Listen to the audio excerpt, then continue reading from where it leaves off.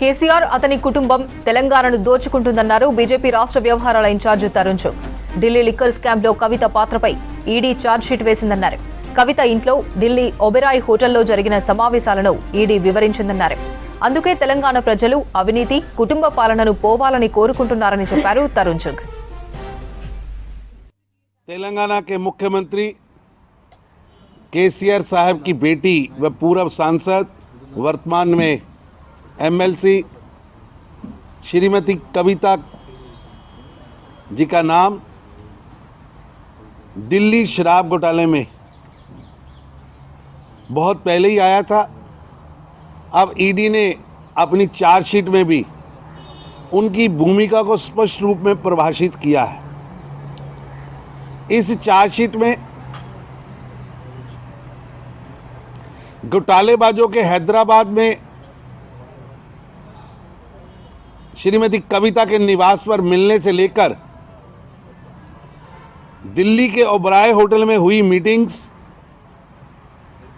और दोषियों से मिलने के विवरण तक एक एक चीज साक्ष्य के साथ प्रस्तुत की है. ईडी की चार्जशीट में पढ़ रहा था, उसमें साफ उल्लेख है कैसे केजरीवाल साहब ने आम आदमी पार्टी के सदस्यों को साथ में लेकर दक्षिण राज्य के एक लीकर समूह को साथ लेकर इतना बड़ा घोटाला किया है, जिसमें जो अभी चीजें सामने आ रही हैं लगभग 100 करोड़ रुपए के से अधिक की रिश्वत लेने की बातें सामने आ रही हैं. और एक अनुमान के मुताबिक इस घोटाले में 192 करोड़ रुपए की लाभ बाहर के लोगों को मिला है. केसीआर साहब आपकी चुप्पी कुछ और ही बता रही. हम शुरू से कह रहे थे कि भ्रष्टाचार, परिवारवाद, अहंकार, भाई भतीजावाद इस सरकार की, तेलंगाना सरकार की यही मुख्य योजनाएं हैं, यही उनकी स्कीमें हैं. किस तरह तेलंगाना को लूटा गया है. अब लूट को बचाने के लिए केसीआर साहब ने एक नया हथकंडा अपनाया है. अपनी पार्टी का नाम बदलना भी इस लूट कांड का ही एक हिस्सा है.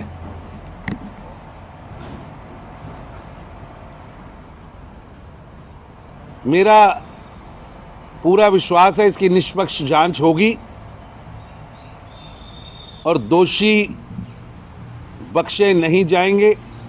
मैं केसीआर साहब से पूछना चाहता हूं कि ईडी ने 43 बार चार्जशीट में कविता जी का नाम लिखा है. कई फोन तोड़ने का, उनके सिम्स का जिक्र आया है. इतने फोन क्यों लिए गए, क्यों तोड़े गए, किसके लिए तोड़े गए, कहां से आए, कौन ले रहा था, कौन दे रहा था, जनता जानना चाहती. समीर महिंद्रू से आपका क्या संबंध है, ये रिश्ता क्या कहलाता है, जनता जानना चाहती है.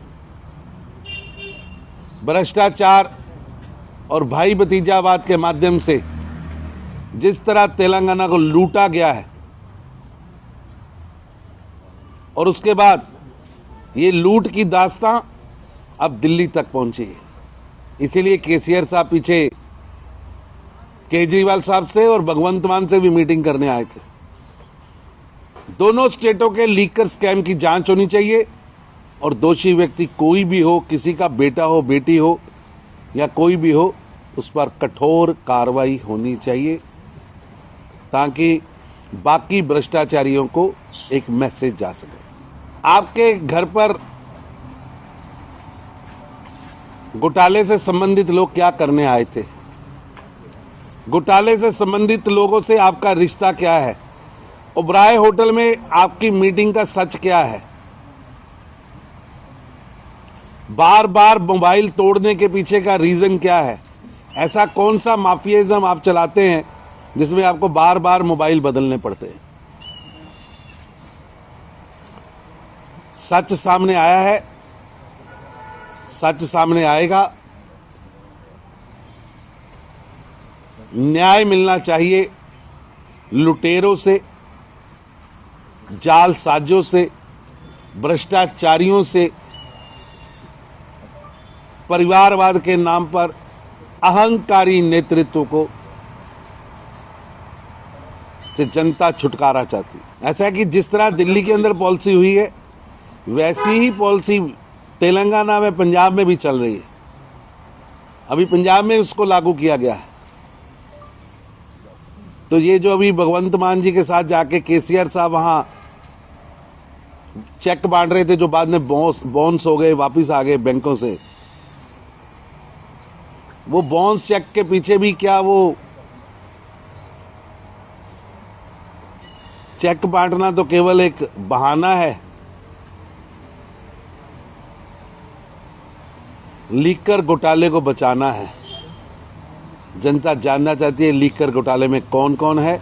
अब सच सामने आया है, अब इनको कठोर सजाएं होनी चाहिए ताकि देश के अंदर भ्रष्टाचारियों का मुंह काला और सच का बोलबाला हो। अभी तो इनका नाम है, इसका अक्यूजर तो नहीं लिखा है, इसमें कहीं पे भी अक्यूजर नहीं लिखा है। ऐसा है कि सब चीजें जांच का विषय है, इसलिए हमने कोई झूठ नहीं लिखा। चीजें सामने आने दीजिए, एक एक चीज जांच होगी। जिनका नाम आया है वो नाम बताएंगे, मोबाइल बताएंगे, मीटिंग के प्लेसेस बताएंगे, और न्यायालय, देश का न्यायालय पे हमें पूरा विश्वास है। न्यायालय